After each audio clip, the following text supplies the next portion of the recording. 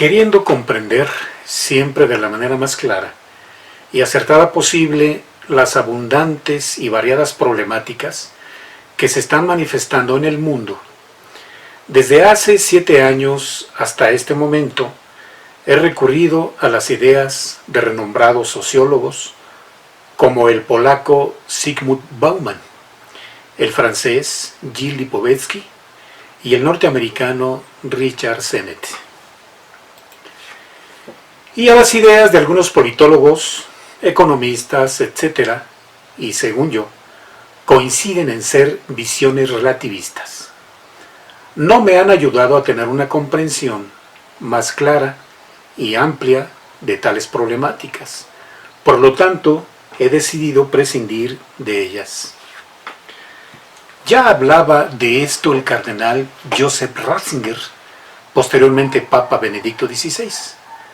Afirmaba el gran teólogo alemán que estábamos viviendo una dictadura del relativismo. Es verdad que hoy el relativismo impregna el campo de la psicología, de la política, de la sociología, de la filosofía, de la historia y, por supuesto, de la religión. Es verdad que en el campo de las ciencias se han hecho algunos descubrimientos que han dado pie para suponer que todo conocimiento es relativo.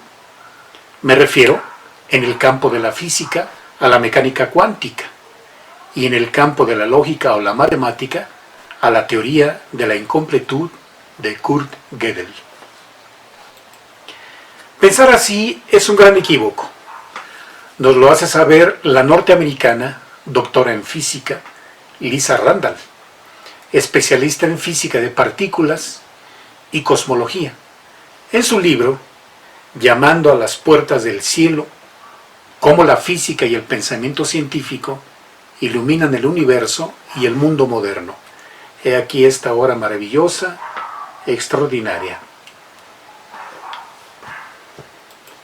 Dice la doctora Lisa Randall que ciertas personas, creyendo entender lo que es la mecánica cuántica, extrapolan dicho conocimiento a otros campos como la psicología, el mundo de la diversión, así como usar a dicho conocimiento malentendido como fundamento científico para la validez de algunas cuestiones psicológicas o para la demostración de la no existencia de Dios.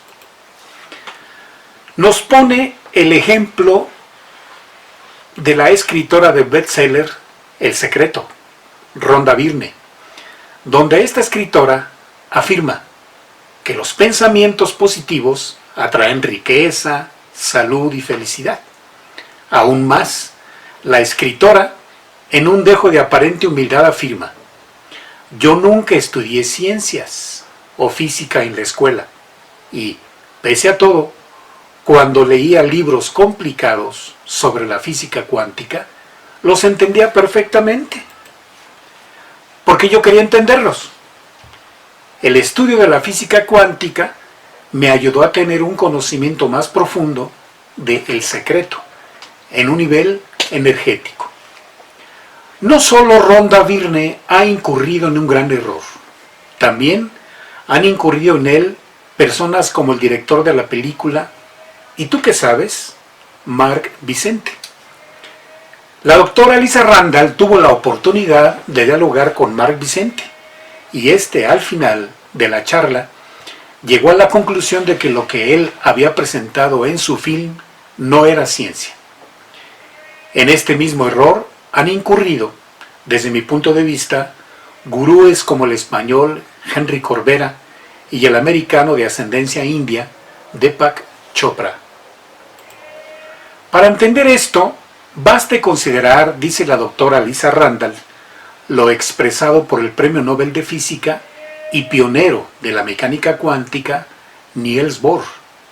Dijo el científico: si uno no queda completamente desconcertado con la mecánica cuántica, es que no la ha entendido. Yo agregaría también la opinión del físico teórico norteamericano Richard Feynman, quien dijo: si crees que entiendes la cuántica, entonces estás loco. Como ven, hoy vivimos o bien una gran deshonestidad intelectual, o bien una enorme ignorancia, o ambas cosas. En consecuencia, también vivimos un gran daño a la humanidad. Este mismo proceder lo vemos en el ámbito del religioso, sobre todo el católico, donde domina, sobre todo entre los clérigos, un pensamiento, una teología de tipo modernista, de tipo progresista, es decir, de tipo relativista. Promovido este tipo de pensamientos desde el Concilio Vaticano II, con consecuencias desastrosas que estamos padeciendo, durante los últimos 50 años, sacerdotes formados en este tipo de pensamiento llamado modernista, y para el que el Papa Pío X tenía la siguiente opinión. Dijo el Papa Pío X, el pensamiento modernista es la cloaca de todas las herejías. El mismo Pablo VI llegó a expresar: ¿qué ha pasado en la Iglesia para que después de un concilio que había constituido para todos una esperanza de renovación y de vitalidad para la Iglesia, haya surgido una crisis de proporciones devastadoras? Y añadía: por alguna rendija ha entrado el humo de Satanás en la Iglesia. Las ideas modernistas o progresistas son ideas que, esencialmente, son contrarias a la Biblia, al catecismo, a la tradición de la Iglesia o al magisterio de la Iglesia y, por consiguiente, en nuestros días, son ideas con un carácter abiertamente destructor. Se trata de destruir, fundamentalmente, la doctrina católica, la moral cristiana y la liturgia. Y lo más terrible, que en quien funge como pastor de la Iglesia Católica, el Papa Bergoglio, encabeza dicha actividad destructora. ¿Sorpresivo? No, más bien lógico. Es esto lo que te quiero demostrar. Pero antes de hacerlo, quiero compartirte un análisis de uno de los mejores mitólogos del siglo XX y del siglo XXI, el ateo norteamericano Joseph Campbell, relacionado con la Misa Católica, en uno de sus libros editado recientemente y titulado Tú eres eso. He aquí ese libro. Cito textualmente lo dicho en el capítulo 4. Dice así el mitólogo: el problema para la religión y su función en esta era es despertar el corazón. Que el clero no quiera o no pueda despertar el corazón nos indica que es incapaz de interpretar los símbolos a través de los cuales debía iluminar o alimentar espiritualmente a su grey. Si, en cambio, habla de problemas éticos y políticos, traiciona a la raza humana. Esta sustitución del trabajo social o la excesiva implicación en regular las decisiones íntimas de la vida familiar no tiene nada que ver con la verdadera vocación del clero: abrir a su pueblo las dimensiones del significado de la muerte, de la resurrección y de la ascensión de Jesús. Estas últimas constituyen un sistema de símbolos que funciona perfectamente. Al faltar esta simple orientación, la Iglesia Católica Romana, por ejemplo, ha traducido su liturgia latina a los idiomas locales, diluyendo o eliminando con ello su misterio esencial. Cuando los católicos asisten a una misa celebrada en latín, el sacerdote interpela al infinito, en una lengua que carece de asociaciones cotidianas. La gente se siente en consecuencia elevada a la trascendencia. Pero cuando la liturgia se recita en el idioma local y el altar se gira 180 grados, el sacerdote parece menos un intermediario del misterio que un cocinero de la televisión, como Julia Child. Se destruye la posibilidad misma de la experiencia trascendente. Una persona puede experimentar un sentimiento reconfortante, pero este mismo sentimiento no es difícil de lograr para mucha gente sin necesidad de acudir a la iglesia. De modo que los símbolos religiosos quedan alterados por este proceso que las autoridades de la iglesia consideran equívocamente un progreso. Es un ejemplo del principal problema del presente. Los símbolos son crónicamente mal leídos. Las metáforas, estructuras esenciales del lenguaje religioso, como hemos observado antes y volveremos a recordar, se leen de acuerdo a sus referentes concretos o denotaciones, y el resultado es la confrontación de una persona con otra, cuando el verdadero sentido de la metáfora es trascender la separación y la dualidad. Cuando el clero fracasa en su primera tarea de comprender los símbolos de los que es custodio, uno se ve obligado a pensar que solo quedan los artistas para hacer por nosotros esta exploración espiritual. Bueno, y este tipo de cambios erróneos son los que han cometido los clérigos, es decir, los sacerdotes, los obispos, los cardenales y papas, que simpatizan con el modernismo, con la teología modernista, progresista, relativista, al grado de desfigurar casi totalmente la misa tradicional, la misa de casi siempre de la Iglesia Católica. A esta misa desfigurada, y que es la que domina actualmente, se le llama misa del Novus Ordo. Y que si se compara con la misa protestante, anglicana o luterana, el parecido es muy grande, al grado de que hoy se afirma, y no sin razón, que se ha protestantizado la misa católica. El sacerdote francés que se dio cuenta de este tipo de cambios en la Iglesia Católica y de la intención del Concilio Vaticano II de la aceleración de estos cambios fue Monseñor Marcel Lefebvre, allá por los años 60, y que para contener esta ola de destrucción constituyó una fraternidad a la que sigue conociéndosele hoy como la Fraternidad San Pío X, la cual defiende la esencia de la Iglesia Católica, la doctrina católica, la moral católica, cristiana, las escrituras, la tradición de la Iglesia y el magisterio de la Iglesia Católica. Si leemos con calma algunos de los libros que nos legó, como 1. Lo destronaron del liberalismo a la apostasía, la tragedia conciliar, o bien 2. Carta abierta a los católicos perplejos, o bien 3. La misa de siempre, o bien 4. Soy yo, el acusado, quien tendría que juzgaros. 5. Itinerario espiritual, el misterio de nuestro Señor Jesucristo. Y, por supuesto, una extraordinaria biografía de Monseñor Lefebvre, escrita por un gran amigo de él, Monseñor Bernard Tissier de Malherbe.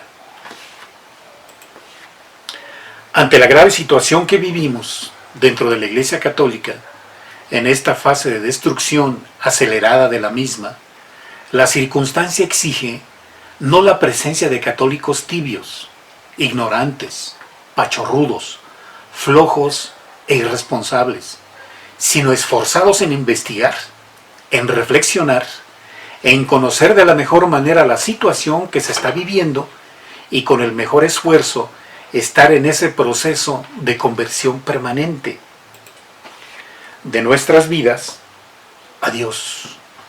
Y también una valiente y permanente denuncia ante católicos y no católicos. Los ataques a la Iglesia, cada vez más severos, están a la vista. Son noticia diaria, pero son ataques tanto del exterior de la iglesia como del interior de la misma. Del exterior, por parte del ateísmo y la masonería.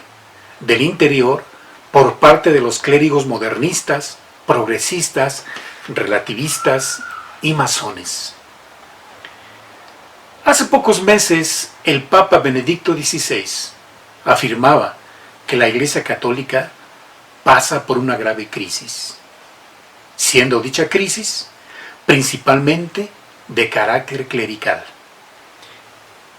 Y que dicha crisis clerical consiste en la existencia de un clero sin fe, es decir, una considerable cantidad de sacerdotes, obispos y cardenales de poca fe.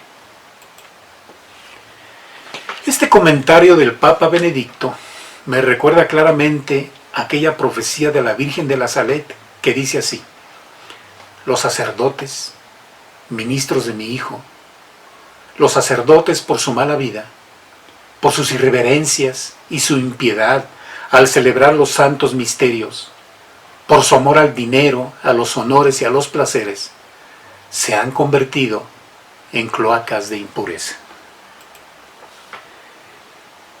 Este virus ya lo poseía la Iglesia desde hace buen tiempo, pero ocurre una mutación considerable a partir del Concilio Vaticano II, pero sufre una segunda mutación de una letalidad asombrosa del 2013 a nuestros días, con una capacidad de expansión muy acelerada. Este Bergogliovirus es letal, porque no solo es un ataque al cuerpo, sino también al alma o espíritu, es decir, aquello que es más importante en todo ser humano. Está de por medio, ni más ni menos, que la salvación de las almas. Veamos lo que dice Jesús en Mateo 10:28. No teman a los que solo pueden matar el cuerpo, pero no el alma. Teman más bien a los que pueden destruir al alma y cuerpo en el infierno. Quiero mostrarte este carácter destructivo, este carácter de virus del Papa Bergoglio, manifiesto tan solo en lo que ha dicho a lo largo de estos 7 años de pontificado. Para esto, voy a basarme en el documento llamado Denzinger Bergoglio, donde un conjunto de sacerdotes católicos, más de 200, han confrontado, han comparado lo dicho por el Papa Bergoglio con la sabiduría de la Iglesia Católica, contenida principalmente en la Biblia, en el Catecismo de la Iglesia Católica, en el Magisterio de la Iglesia Católica, en la tradición de la Iglesia y en los padres de la Iglesia Católica. Dice el conjunto de sacerdotes que han estado elaborando este documento que todo este ingente acervo documental, unido a diversos argumentos de autoridad y al contenido magisterial irrefutable, dejan en pasmosa evidencia el antagonismo entre lo que siempre enseñó la Iglesia de Cristo y las doctrinas heterodoxas de Jorge Mario Bergoglio. Si permanecéis en mi palabra, seréis de verdad discípulos míos, conoceréis la verdad, y la verdad os hará libre. Esto nos dice nuestro Señor Jesucristo en Juan 8, versos 31 a 32. Comencemos pues con un extracto de la carta que escribió con motivo de la institución de la Jornada Mundial de la Oración por el Cuidado de la Creación, en agosto del 2015. Dijo así: la crisis ecológica nos llama, por tanto, a una profunda conversión espiritual. Los cristianos están llamados a una conversión ecológica, invocando su ayuda para la protección de la creación y su misericordia por los pecados cometidos contra el mundo en que vivimos. Vivir la vocación de protectores de la obra de Dios es parte esencial de una existencia virtuosa. No consiste en algo opcional, ni en un aspecto secundario de la experiencia cristiana.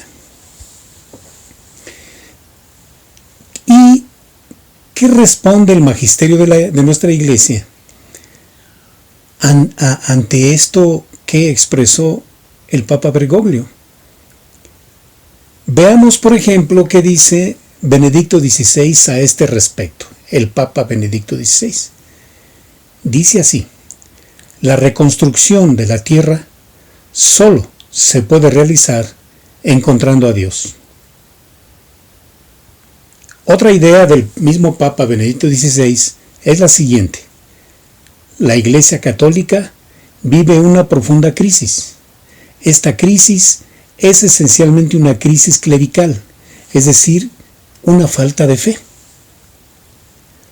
Juan Pablo II, a este respecto, también llegó a opinar: el mal al que nos enfrentamos es un mal moral. Otra idea del mismo Papa Juan Pablo II es la siguiente: la raíz del problema ecológico está en la pérdida del sentido del Dios creador. Otra idea de Juan Pablo II es: más que preservar el hábitat de los animales, es preciso salvaguardar las condiciones morales de la sociedad humana. Y por último, el Papa Juan XXIII llegó a expresar esto con respecto de este asunto: la causa de la crisis de los recursos naturales está en la negación de los hombres a la ley moral.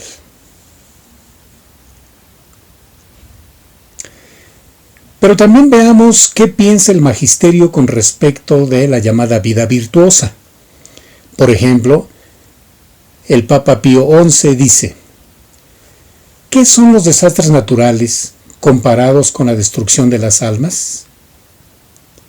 El Papa León XIII llegó a decir: el hombre no tiene residencia permanente en esta tierra. El cuidado por la casa común solo es posible en función de la casa del Padre. También en el fragmento de la carta anteriormente citada, el Papa Bergoglio nos da a entender que una vida de veras virtuosa y esencialmente cristiana es aquella que se ocupa de proteger la naturaleza. Pero, ¿qué nos dice el magisterio de nuestra Iglesia? Veamos. Por ejemplo, el Papa Pío XI llegó a decir: para tener una vida virtuosa, los fines particulares deben estar subordinados al fin supremo.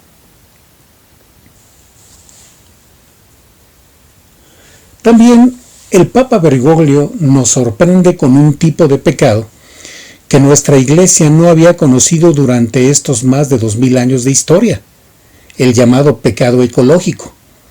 Y de paso, una nueva conversión, también desconocida: la llamada conversión ecológica. ¿Qué nos dice el magisterio de nuestra Iglesia Católica a este respecto? Veamos. Por ejemplo, Juan Pablo II llega a decir: la característica esencial del pecado es ser ofensa a Dios. El catecismo de nuestra Iglesia Católica tiene por escrito: el pecado es el amor de sí hasta el desprecio de Dios.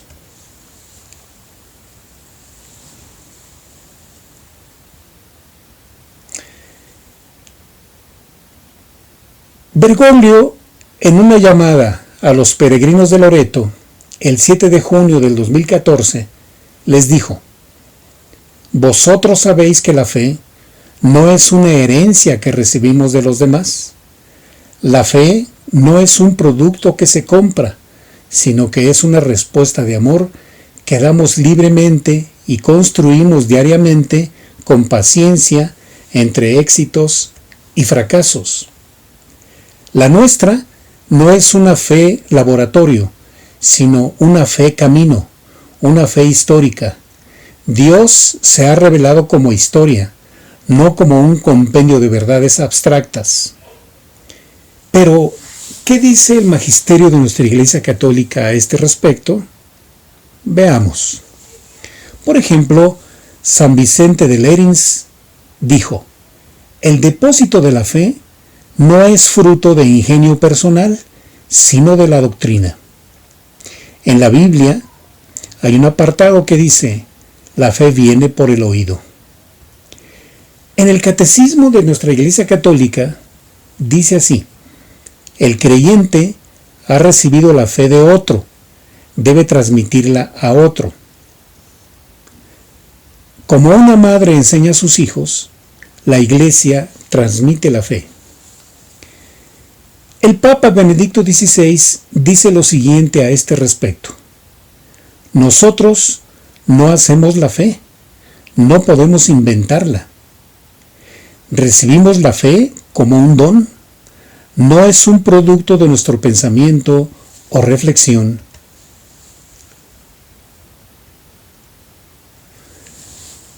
Vayamos a lo siguiente que dijo en la homilía del 15 de marzo del 2016.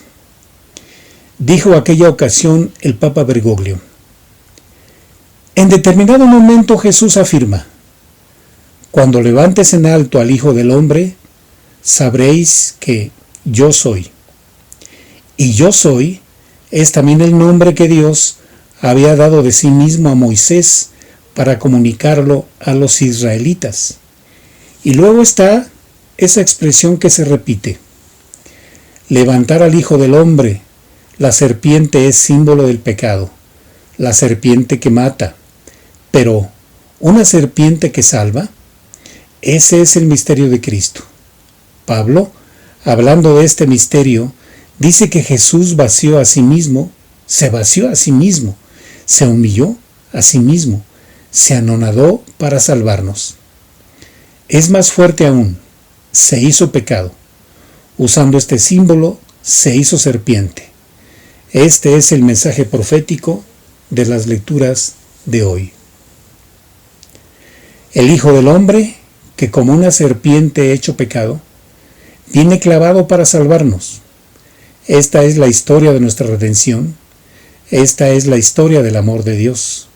Si queremos conocer el amor de Dios, miremos al crucifijo, un hombre torturado, un Dios vaciado de la divinidad, manchado por el pecado, pero un Dios que, anonadándose, destruye para siempre el verdadero nombre del mal, lo que el Apocalipsis llama la serpiente antigua.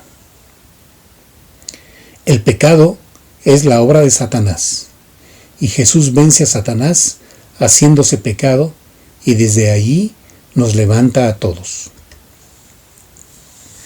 Sin embargo, ¿qué nos dice el magisterio de nuestra Iglesia Católica? Por ejemplo, San Teófilo de Antioquía dice lo siguiente: la serpiente de Moisés tenía todas las características del animal, pero era privada de veneno. Jesús asumió la naturaleza humana, pero sin pecado. San Juan Crisóstomo dijo lo siguiente: del mismo modo que la serpiente de bronce no tenía veneno, la muerte del Señor está libre de pecado. San Agustín de Hipona expresó lo siguiente: la serpiente de bronce ofrece vida temporal, Cristo ofrece la vida eterna.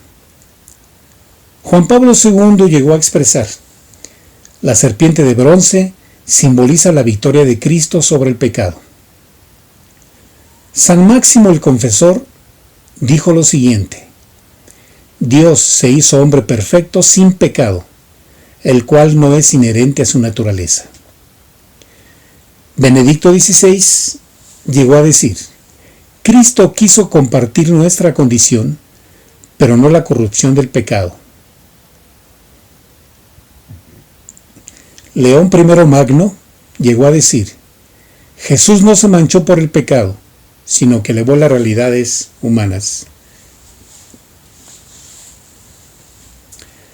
Tenemos también lo que expresó con el comunista Scalfari, dueño del periódico La Repubblica de Italia. El mismo Scalfari nos comparte algunas ideas de la entrevista que le hizo a Bergoglio el 29 de septiembre del 2013. Dice el periodista: Bergoglio no discute sobre los dogmas y habla lo menos posible de ellos. A veces los contradice de manera directa. Ha sucedido al menos 2 veces en el diálogo que tuvimos y que espero continuará. Una vez me dijo, por iniciativa suya y sin que yo le hubiese preguntado nada, dijo: Dios no es católico. Y explicó: Dios es el espíritu del mundo. Hay muchas lecturas de Dios, tantas cuantas almas de quien piensa en él, para aceptarlo cada una a su manera o a su modo para refutar su existencia. Pero Dios está por encima de estas lecturas y por esto digo que no es católico, sino universal. Sin embargo, ¿cuál es la enseñanza del magisterio de nuestra Iglesia Católica al respecto de estas ideas?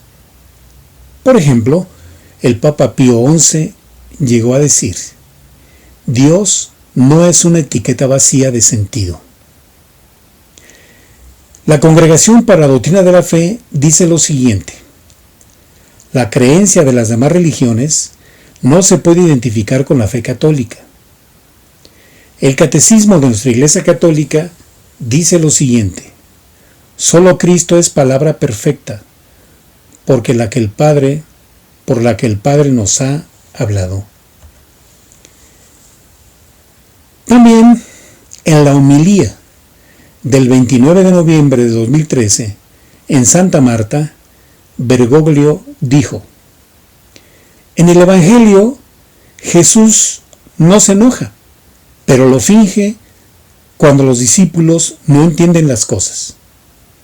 A los de Maús dice: necios y tardos de corazón, oh necios y tardos de corazón. Pero, ¿qué dice el magisterio de nuestra Iglesia Católica a este respecto? Por ejemplo, León Magno llegó a decir: Jesús, Dios y hombre, bajó del cielo sin apartarse de la gloria del Padre. El Concilio de Calcedonia llegó a decir: Jesús es perfecto en su humanidad y en su divinidad, semejante a los hombres en todo, excepto en el pecado.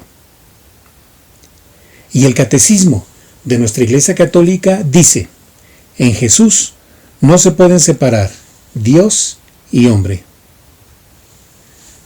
Santo Tomás de Aquino llega a expresar: la simulación es una forma de mentira.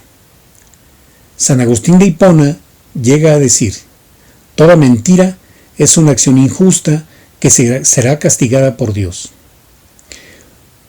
También llegó a decir: las tinieblas de la mentira son incompatibles con la luz de la verdad.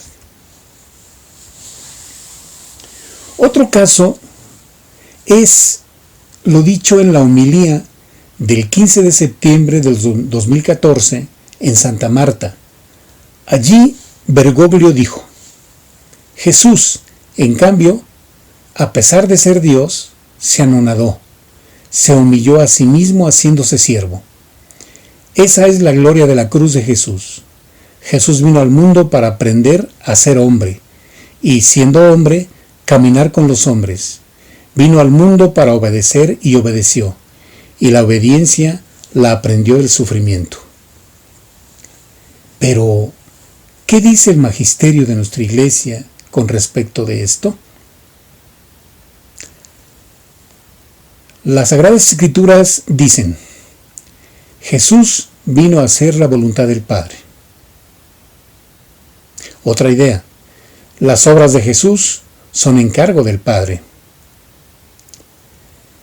El Catecismo de nuestra Iglesia Católica dice: todos los milagros, prodigios y obras de Jesús son testimonio de su obediencia al Padre.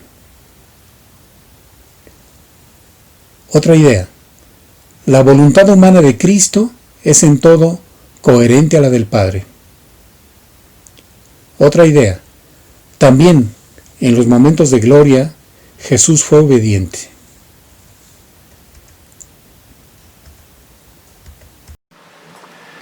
Después de lo anteriormente escuchado, cabe muy bien preguntarse, ¿cómo es posible que alguien que funge como pastor de la religión más grande del mundo y pastor de la iglesia que fundó Cristo, la Iglesia Católica, sea capaz de decir y hacer cosas tan absurdas, heréticas y varias veces insolentes, rayanas todas ellas, en una postura apostática?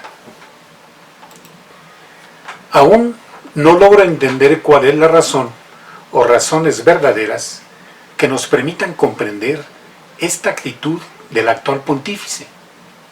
¿Cómo es posible que alguien que, habiendo tenido 3 años de filosofía y 4 años de teología en el seminario y haber intentado un doctorado en teología, tenga un pensamiento tan enfrentado con la sabiduría de más de 2000 años de la Iglesia Católica? Lo cierto es que hay estudios cada vez más sofisticados que ponen en evidencia que su elección haya sido canónicamente correcta y que la renuncia del Papa Benedicto XVI sea una renuncia válida, al grado que cada vez más estudiosos piensan que el verdadero Papa sigue siendo Benedicto XVI y no Bergoglio.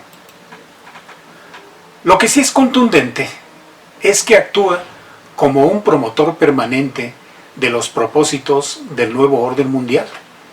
También trabaja sin descanso para diluir la importancia de la Iglesia Católica como la única iglesia fundada por Cristo y detentora de la verdad para vivir de la mejor manera en el mundo, con el fundamental propósito de alcanzar la salvación eterna. Se esmera en convertir la religión católica en una más de las ya existentes y así integrarlas todas en una única religión mundial y así poder estar bajo el control del poder mundial. Afortunadamente, cada vez son más los católicos en todo el mundo, tanto laicos como clérigos, que tomando cada vez más conciencia de esta situación, están conformando lo que se llama el remanente fiel. Es decir, todos aquellos que siguen fieles a la Iglesia Católica de siempre, esa iglesia desde hace 2000 años, respetuosos de la palabra de Dios, de la tradición de la Iglesia y del magisterio de la Iglesia.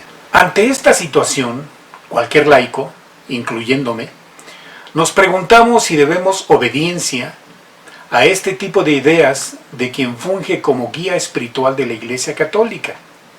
Y encuentro la respuesta en el Papa Pío XIII, que llegó a afirmar que está fuera de la Iglesia quien se separe en lo más mínimo de la doctrina enseñada por el magisterio auténtico. O del Papa Pío IX, quien afirmó que si un futuro Papa enseñara algo contrario a la fe católica, no se le siga. Así pues, a quien hay que servir primero es a Dios y no al hombre.